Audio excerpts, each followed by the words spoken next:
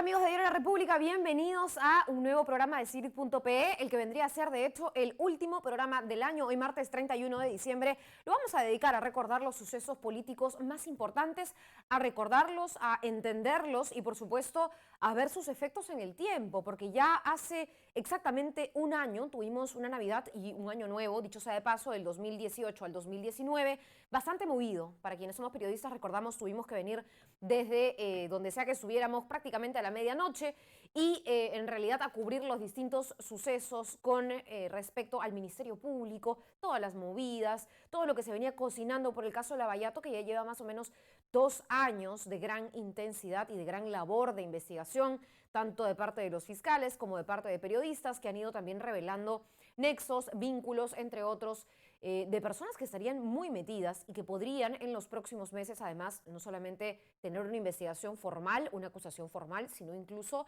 ir presas, ser sentenciadas. Así que vamos a arrancar el día de hoy con este resumen, este recuento de los sucesos más importantes por el que ocurrió el 2 de enero de este 2019, cuando les cuento y les hablo de haber tenido que informar post Año Nuevo, casi celebrando Año Nuevo, esta noticia, es porque me refiero a en el momento en el que Pedro Gonzalo Chávarri Vallejos, el ex fiscal de la Nación, hoy aún, un año después de todas estas cosas, fiscal supremo, decide reponer a los fiscales del equipo especial que él mismo había decidido en primera instancia cesar. Voces de protesta, la gente en lugar de celebrar salió a las calles. José Domingo Pérez con megáfono en mano, por supuesto, salió a reclamar porque no era más que una medida bastante dirigida, bastante direccionada, oportunista, cero meritocrática, y en realidad se buscaba de alguna manera obstruir, detener y hasta retroceder en lo investigado del caso Lavallato, en particular porque sabemos ya estaba afectando y está afectando a grandes líderes políticos, a personas políticas con mucha influencia, con mucho dinero y por supuesto con mucha carga de conciencia. Por ejemplo, el caso Keiko Fujimori, que hasta el día de hoy se discute. Entonces, en realidad, el año 2018 termina con Pedro Chávarri destituyendo a los fiscales Rafael Vela y Domingo Pérez, y el año 2019, es decir, este año que se nos va, arranca con su reposición. El 2 de enero, el presidente Vizcarra iba al Congreso, recordemos, a presentar el proyecto de ley para declarar en emergencia al Ministerio Público, y es en ese instante, con la gente en las calles y Martín Vizcarra en el Congreso, que Pedro Chávarri se rectifica de alguna manera y repone a estos miembros del equipo especial por la presión mediática particularmente. Así que esto en realidad marca el inicio del 2019 y vamos a escuchar un poquito, ¿no?, lo que dijo en su momento el señor Chávarri tratando de justificar esta reposición porque la salida de los fiscales a cargo no duró ni unos días. Vamos a escuchar. Cuando yo cité a uno para que se haga cargo del encargo que le hice al señor, a los nombrados, me manifestaban que estaban preocupados y bueno, y que no deseaban asumir. No deseaban asumir el cargo, y precisamente para no retrasar las diligencias que se decían en Brasil, porque yo me entero aquí por los diarios, iban a haber diligencias en Brasil, de inmediato tomé la decisión de reponerlos en el cargo y decirles pues que continúen con el cargo. Bueno, no hay explicación que valga. Ya hemos visto que más bien los fiscales del equipo especial continúan en su labor y están aferrándose a tener todos los recursos posibles para ya formalizar diferentes acusaciones. Pero ¿qué sucede luego del 2 de enero? No acababa el mes, llega el 23 de enero y Alberto Fujimori es de alguna manera trasladado nuevamente, regresa a la DIROES, al penal de Barbadillo, y esto bajo fuerte resguardo policial.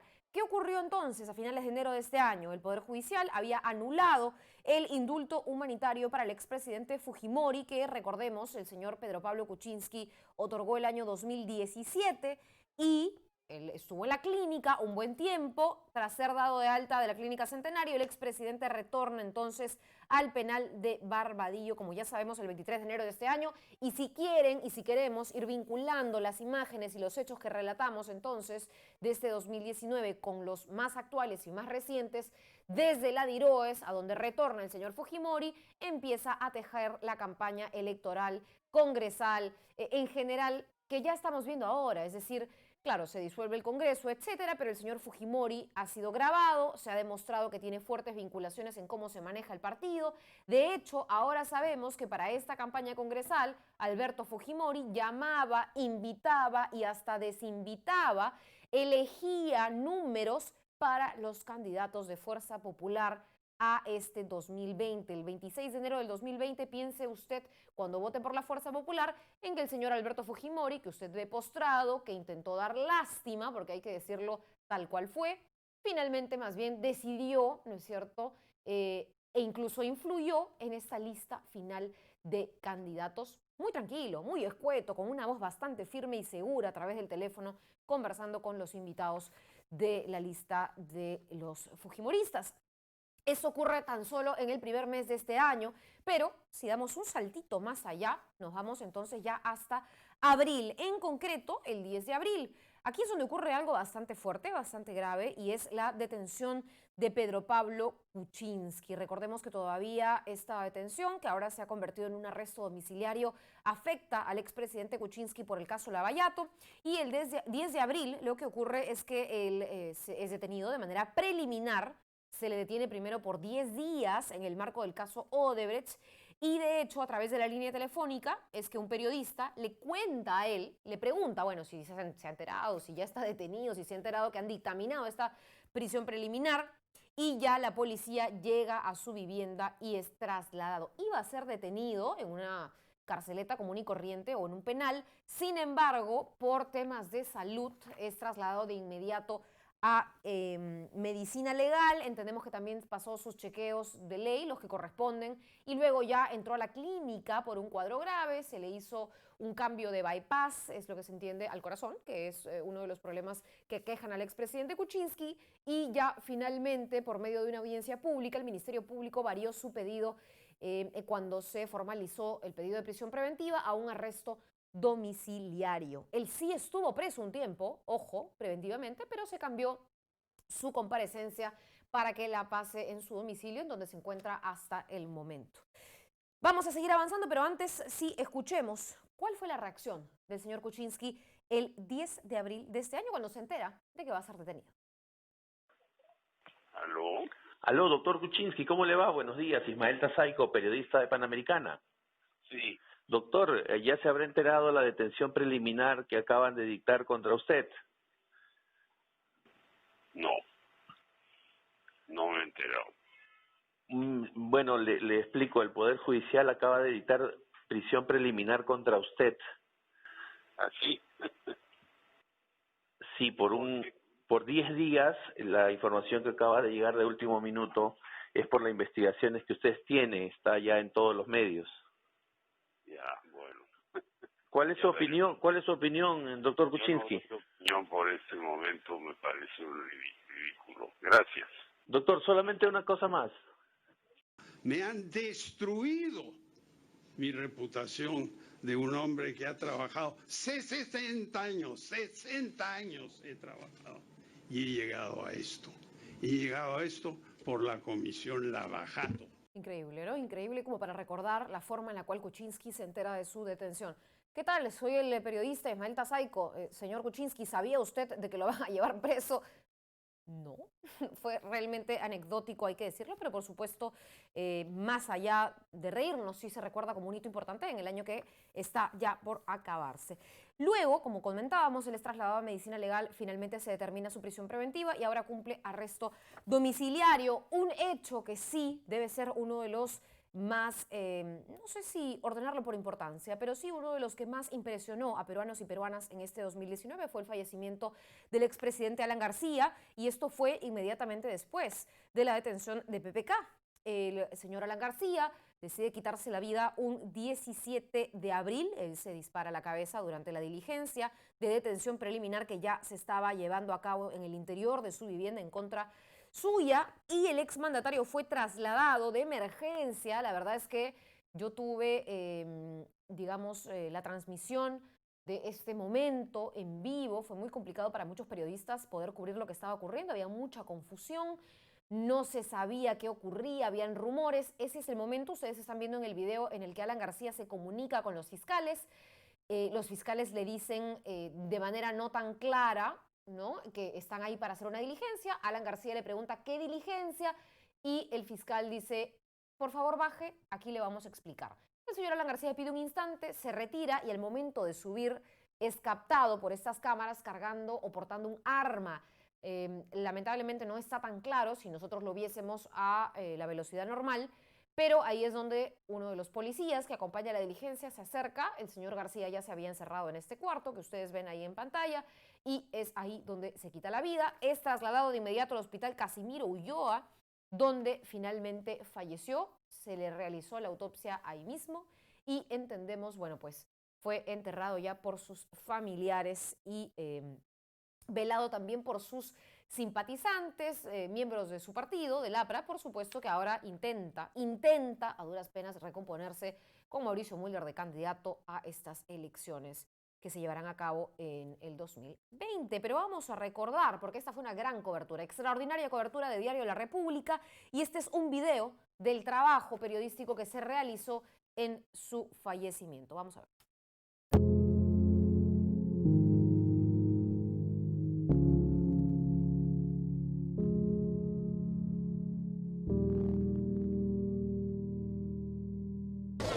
Ha fallecido Alan García, ¡viva el APRA! Así es, información en vivo a esta hora de la mañana, son casi ya las 10:30 de la mañana y se acaba de confirmar la muerte del expresidente Alan García Pérez. El señor Alan García Pérez, indicando de que iba a hacer una llamada telefónica a su abogado, ingresó a su habitación y cerró la puerta atrás de él. A los pocos minutos se escuchó el disparo de un arma de fuego y la policía forzó el ingreso a la habitación y encontró al señor García en posición de sentado con una herida en la cabeza. Estas imágenes corresponden a la llegada del ataúd del expresidente de la República, Alan García Pérez. Nuestros adversarios optaron por la estrategia de criminalizarme durante más de 30 años, pero jamás encontraron nada, una señal de orgullo y mi cadáver como una muestra de mi desprecio hacia mis adversarios, porque ya cumplí la misión que me impuse. Bueno, sin duda, independientemente de si alguno se considere o no partidario del APRA, de Alan García, de lo que fuere, sí hemos de admitir que es uno de los hitos más importantes en la historia del país, un expresidente que además termina por quitarse la vida. Vamos a recordar, o bueno, hemos recordado esta cobertura extraordinaria en RTV aquí con todos los equipos periodísticos desplegados y bueno, también precisamente del fallecimiento de Alan García, pasar a la cobertura de la extradición de César Inostroza Pariachi, otro personaje nefasto, la verdad, que ya se está intentando extraditar a nuestro país, y esto porque la Audiencia Nacional de España aprueba el 13 de mayo de este año el pedido de extradición al Perú del ex juez supremo César Inostroza por los presuntos delitos de tráfico de influencias y patrocinio ilegal, pero ojo, no por el de organización criminal. Y esto en parte por el Congreso y su decisión o su intento de blindarlo reiteradamente. Un mes antes el ex magistrado había ya reaparecido en un juzgado, pero esta vez sentado en el banquillo de los acusados. Ahí lo tienen a César Inostroza, quien había además intentado, y lo logró, llevarse a toda su familia a España y que ahora más bien está en medio de este proceso. Esperemos que aquí, en todo caso, se pueda ampliar la extradición y se incorpore el delito de organización criminal. Creemos que eso podría todavía ser posible. Después de este importante hecho, entonces, que además continúa demostrando cómo la Fiscalía y el Ministerio Público abre, digamos, la línea de trabajo para investigar los casos de Odebrecht, pero también para investigar los casos de Lavajuez y de toda la influencia de los cuellos blancos del puerto en medio de tapar y ocultar y beneficiar numerosas investigaciones, Martín Vizcarra decide plantear una cuestión de confianza. La tan esperada cuestión de confianza que arrancó primero el 29 de mayo. El presidente Vizcarra en realidad le da de alguna manera una penúltima oportunidad al Congreso. Plantea esta cuestión por la aprobación de proyectos de reforma política en el Congreso y desde ese momento, voy a reiterar la fecha, 29 de mayo de este 2019, decide y anuncia que irá el gobierno hasta las últimas consecuencias. Nada más premonitorio para la disolución del Congreso que vendría meses después. Vamos a escuchar exactamente el mensaje a la nación que da Martín Vizcarra. Una mayoría parlamentaria, una vez más, sigue dándole la espalda a los ciudadanos y haciéndole daño al Perú. ¿Hasta dónde quieren llegar? La lucha contra la corrupción es y será nuestra principal bandera. En esta lucha iremos hasta las últimas consecuencias. El gobierno ha decidido presentar cuestión de confianza al Congreso de la República respecto de las políticas de Estado de fortalecimiento institucional y lucha contra la corrupción, que se manifiestan en la aprobación sin vulnerar la esencia de 5 proyectos de ley presentados que buscan que la inmunidad parlamentaria no se convierta en impunidad.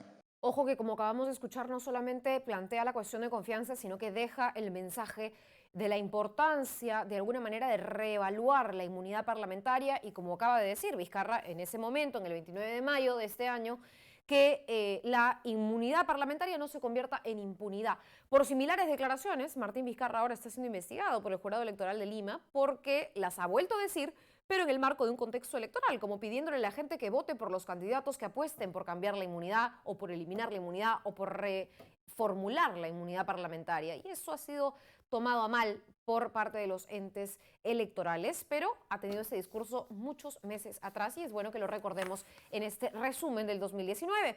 Luego de mayo pasamos y saltamos hasta julio. El 16 de julio nos toma por sorpresa la decisión con respecto a Alejandro Toledo. Autoridades de Estados Unidos detienen al expresidente Alejandro Toledo. Miren cuántos expresidentes venimos mencionando que han hecho noticia. Por mandato de extradición. Vamos a repasar, como informamos desde este espacio en sigrid.pe, las autoridades y el pedido de detención por el proceso de extradición que todavía mantienen a Alejandro Toledo detenido. Vamos a ver. Tenemos que ser conscientes que la justicia puede tardar, pero llega. Esta edición de sigrid.pe, el programa del día de hoy, no solamente con la noticia del día, de la semana, en realidad que ha sido la detención en manos de las autoridades de los Estados Unidos del expresidente Alejandro Toledo, sino que además de la espectacular portada que tenemos hoy en La República, y estamos el día de hoy precisamente con el excongresista, ex vicepresidente también de Perú Posible en su momento, que acompañó a Alejandro Toledo en toda esta campaña, David Weissman, aquí en estudios. Muchísimas gracias, señor Weissman. Bienvenido además aquí al programa. ¿Cómo evalúa usted esta medida? Bueno, en primer lugar, yo debo de decir que el día de ayer ha sido un día muy feliz para todo el país. Esta noticia nos ha colmado de felicidad y satisfacción, creo que a los 32 millones de peruanos, porque ansiábamos que la impunidad no se siga imponiendo en este país. Bueno, importante momento y por suerte además hicimos una gran cobertura con entrevistas, con reacciones de círculo cercano. Muchos que decían, bueno, siempre lo sospeché, o como dice el Chapulín, ¿no? Lo sospeché desde un principio con respecto a Alejandro Toledo. Bueno, recordemos que él estuvo también preso en solitario y su defensa, así como la evaluación médica, legal de las autoridades en Estados Unidos, recomendaron variar este tipo de prisión a una prisión común con otros compañeros, digamos, prisioneros, por decirlo de alguna manera, o de celda, ya que se había deteriorado mucho su salud mental e incluso su higiene, entre otros. Fue un informe médico que además recordaremos más adelante, que fue emitido hace tan solo un par de meses y que demostró que Alejandro Toledo, el expresidente, no estaba en las mejores condiciones para cumplir esta discusión por su extradición. Pero vamos ahora a pasar a un nuevo periodo, porque termina este hecho el 16 de julio y entramos a un recambio, como siempre, a mitad de año, de la mesa directiva del Congreso de la República. Cada mes de julio se eligen a nuevas autoridades y no solamente se elige una nueva mesa directiva que presida el Congreso, sino también se recomponen las comisiones de trabajo. En ese momento, quien fue elegido, y lo tienen ustedes en pantalla, fue Pedro Olaechea. Él culmina, o bueno, digamos, Daniel Salaverry culmina mandato el 27 de julio y asume formalmente ya Pedro Olaechea como su relevo tras una votación en el Pleno, y así juramenta el último presidente del pasado Congreso, que terminó siendo disuelto. Vamos a ver cómo fue el momento de su juramentación. El resultado del escrutinio es el siguiente. Lista número 1, 76 votos. En consecuencia, ha sido elegido miembro de la mesa electiva para el periodo anual de sesiones 2019-2020. Los integrantes de la lista número 1, el señor Pedro Olaechea Álvarez Calderón como presidente. El cargo de presidente del Congreso de la República para el periodo anual de sesiones 2019-2020. Sí, juro. El Ejecutivo debe revisar la eficacia de sus programas. ¿Ya tenemos graduados del MIDIS o todavía no los tenemos? El diálogo y trabajo en conjunto entre los poderes del Estado es esencial. Sin embargo, también es importante respetar la independencia que tiene cada fuero para cumplir sus competencias y obligaciones. Así pues, extiendo la mano del Congreso para trabajar juntos. El Perú nos reclama. Bueno, la última juramentación o el último presidente antes de que sea disuelto el Congreso, que también hemos considerado como hito, por supuesto, y que lo comentaremos en breve.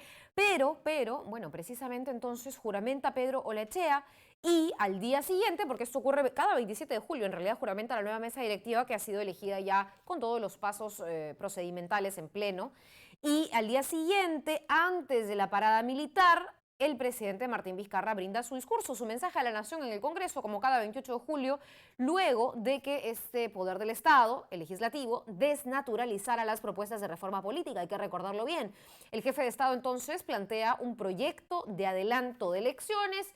¡Boom! Esto genera, por supuesto, el debate, la polémica, como dirían algunos, enciende la pradera y los ánimos políticos en este mensaje a la nación.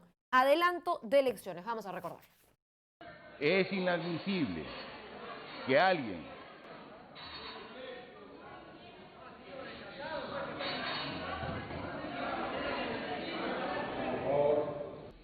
¿Dónde está la confianza que supuestamente el Congreso nos ha otorgado para trabajar la política anticorrupción? No hay lugar en el Perú donde no haya recibido el reclamo de presidente, cierre el Congreso. Como todos saben, la demanda ciudadana de disolución del Congreso es contundente.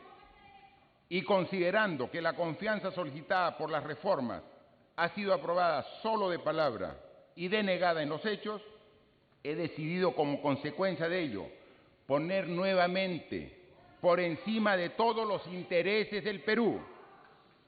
Hoy propongo a este Parlamento, quizás su mayor reto en todo el periodo congresal, presento al Congreso una reforma constitucional de adelanto de elecciones generales que implica el recorte del mandato congresal al 28 de julio del 2020.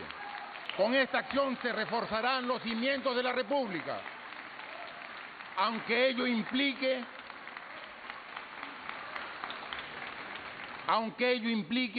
que todos nos tengamos que ir.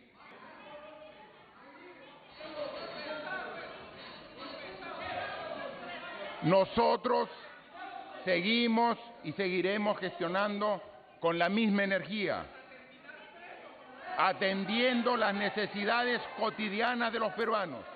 Bueno, entre vítores, aplausos y, por supuesto, hasta insultos, es que Martín Vizcarra hace este anuncio un 28 de julio del 2019, hace medio año prácticamente, y es lo que genera más polémica. ¿Qué pasaría después? Bueno, evidentemente ese proyecto de ley, porque era un proyecto, como lo anunció el presidente Vizcarra, pasaría a la Comisión de Constitución y dicha comisión terminaría por archivarlo. Estamos casi tocándole la puerta a la disolución, ¿eh? Eso es lo que ocurre. Ustedes tienen imágenes de lo que ocurrió en la Comisión de Constitución. Se archiva entonces el proyecto de adelanto de elecciones y esto motiva finalmente a que el presidente Martín Vizcarra el viernes 27 de septiembre es donde decide anunciar y donde decide plantear una cuestión de confianza para cambiar las reglas en la elección de miembros del Tribunal Constitucional, otro tema que era importante y que había sido discutido en medio de una reforma política que el Congreso pasado pues había simplemente pasado por agua tibia, había desnaturalizado, había simplemente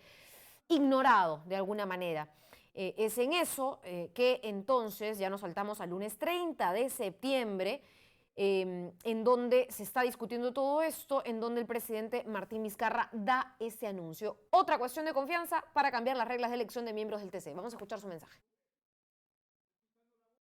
Hoy, mostrando firme respeto a la Constitución Política del Perú y en cumplimiento a las facultades que se me otorga en mi calidad de presidente de la República, mi gobierno ha decidido plantear cuestión de confianza al Congreso de la República para cambiar las reglas de la elección de los miembros del Tribunal Constitucional. Para mi gobierno es prioritario cumplir con los estándares constitucionales que garanticen la plena independencia y autonomía de una institución de tanta importancia como es el Tribunal Constitucional. Bueno, ese anuncio se da el 27 de septiembre y como bien conversábamos, ya el 30 de septiembre, mientras el Congreso pretendía de alguna manera iniciar la sesión donde iba a discutir esta reformulación o este cambio en la elección de los miembros del Tribunal Constitucional, Salvador del Solar intenta ingresar al Congreso de la República, no lo dejan ingresar, le cierran las puertas, hay empujones, hay personas que simplemente no quieren darle el uso de la palabra una vez que logra ingresar. Recordemos que de manera constitucional expresamente está la potestad del premier de poder acercarse y tomar el uso de la palabra. Obviamente no tiene voto en una sesión del Congreso, pero sí puede estar presente y puede tener la posibilidad de ser orador. Aún así, de manera dificultosa, Salvador del Solar ingresa al Pleno y plantea nuevamente esta cuestión de confianza, pero pese a ello, se eligió como nuevo miembro del Tribunal Constitucional al tan polémico Gonzalo Ortiz de Ceballos, primo del presidente del Congreso, y finalmente esto es una de las cosas que detona, uno de los, digamos, la gota que derrama el vaso para la paciencia de Martín Vizcarra y decide anunciar la disolución del Congreso. Vamos a ver toda esta trifulca y lo que ocurre cuando Salvador del Solar intenta hacer el uso de uno de sus derechos constitucionales. Salvador del Solar ha tenido que forcejear la puerta, de hecho eso es lo que estaría haciendo en estos momentos y es por ello que se han levantado quienes dirigen la sesión del Pleno del Congreso porque están intentando forcejear la puerta. ¡Qué horror! Acaba de ingresar en uso de sus atribuciones también el presidente del Consejo Municipal Salvador del Solar. Lo que ocurre ahora es que el premier Salvador del Solar está en el centro del hemiciclo, rodeado de casi todas las bancadas, entre ellos también el titular del Parlamento. Aquí, señor presidente, lo que se pretende es frustrar un acto absolutamente excluyente y exclusivo del Congreso. En nombre del Consejo de Ministros, hago cuestión de confianza en este mismo momento. Tenemos el dato ya, 88 votos a favor, 3 en contra y 2 abstenciones para que finalmente Gonzalo Ortiz de Ceballos Olaechea sea elegido miembro del Tribunal Constitucional. Ante la denegación fáctica de la confianza y en respeto irrestricto de la Constitución Política del Perú, he decidido disolver constitucionalmente el Congreso y llamar a elecciones de congresistas de la República.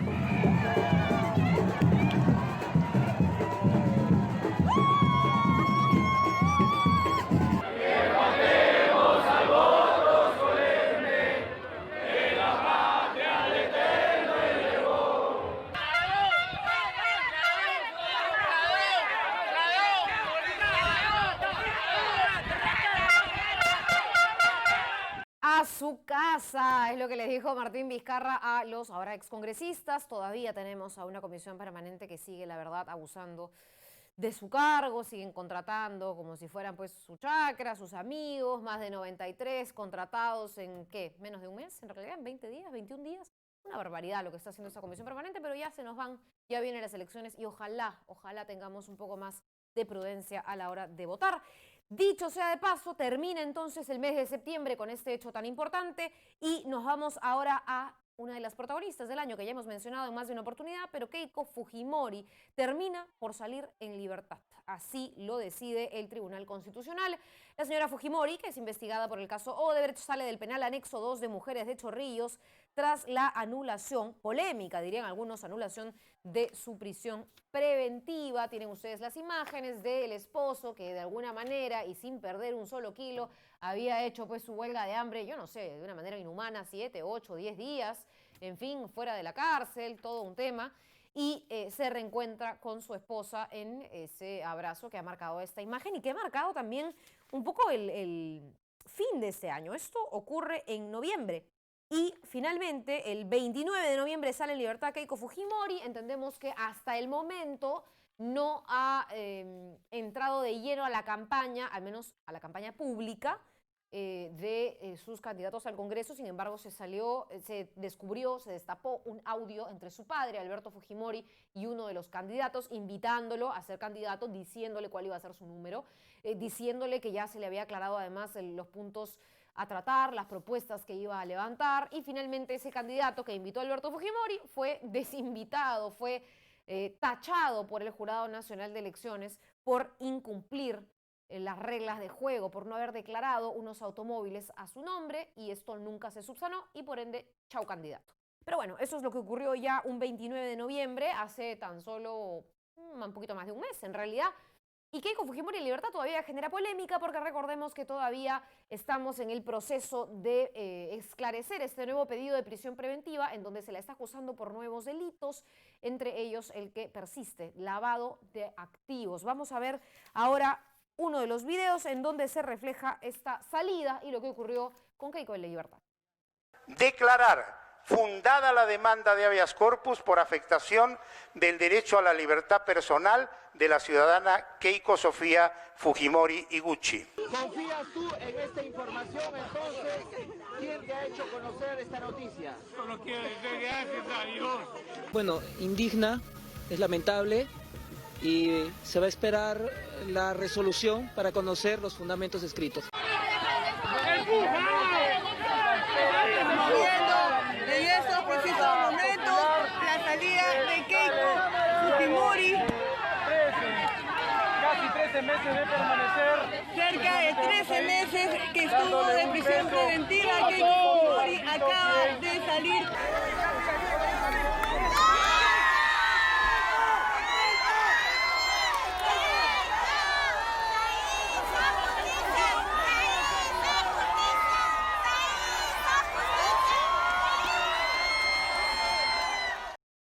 Ahí lo tienen ustedes entonces, 29 de noviembre sale en libertad Keiko Fujimori. Se discute ahora si es que va a nuevamente ir presa por un nuevo pedido de prisión preventiva con nuevos delitos, con nueva evidencia, se está discutiendo. De hecho, puede ser que el 1 o el 2 de enero ya tengamos un resultado final de parte del juez que está evaluándolo, pero lo que se sabe y lo que se acaba de descubrir, y con esto cierro por supuesto, es que Keiko Fujimori, esa es nueva evidencia, tenía documentos incautados por la Fiscalía a Pedro Pablo Kuczynski. ¿Qué hacía la señora Fujimori con documentos de Kuczynski? ¿Qué hacía la señora Fujimori con una agenda que le pertenecía al expresidente PPK?